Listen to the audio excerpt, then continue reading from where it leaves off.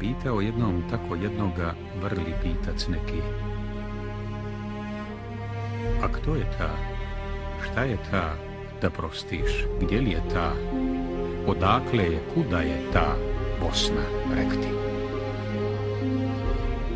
A zapitani odgovor njemu hitan tad tade. Bosna da prostiš jedna zemlja i mlade. I Bosna i Bosa da prostiš. I hladna i gladna. I k tomu još da prostiš prkosna od sna.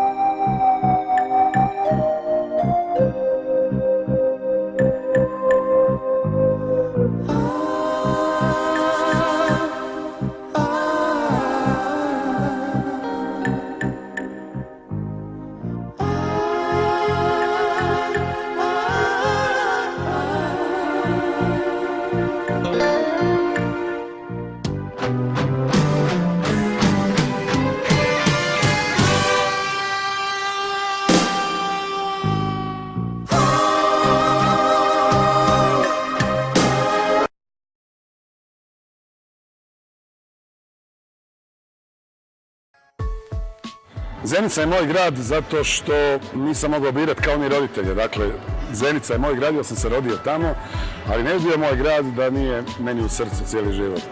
Zenica je moj grad jer ga volim, a tu ljubav teško je opisati. Mnogi su pokušali opjevati ljubav, staviti ljubav u stihove, ali niko nije stavio definiciju ljubavi, tako da ono što čovjek osjeća prema svom gradu, to je teško opisati. Nismo svi takvi, ne volimo svi svoje gradove, a ja Zenicu volim. Volim i Kamberoviće gdje sam se najviše igrao, Pišće gdje sam se tukao s Rajom, Blatušu u kojoj sam rijetko bio, Crkvice, Rijeku, Bosnu, šetalište. Volim sve, volim čak i miris Teže jezere koje nam je puno bronhijalnih problema nanijela. Najviše volim svoj Čelik, to mi je prva asocijacija, tamo sam proveo najljepše dane na stadionu Bilino polje. Volim Zenicu, kažu da grad čine ljudi, a ja volim u Zenici one najsidlije zgrade i najviše oronule. Jednostavno volim je i kad ne budem imao koga pozdraviti u Zenici, ako se to ikad dogodi, a malo se promijenio sastav stanovništva, uvijek ću voljeti svoj grad. Do sad sam čelik nosio u srcu, nažalost zbog nesreće imam čelik i u nozi, tako da ga imam i organskim. Volim Zenicu zato što je to moj grad.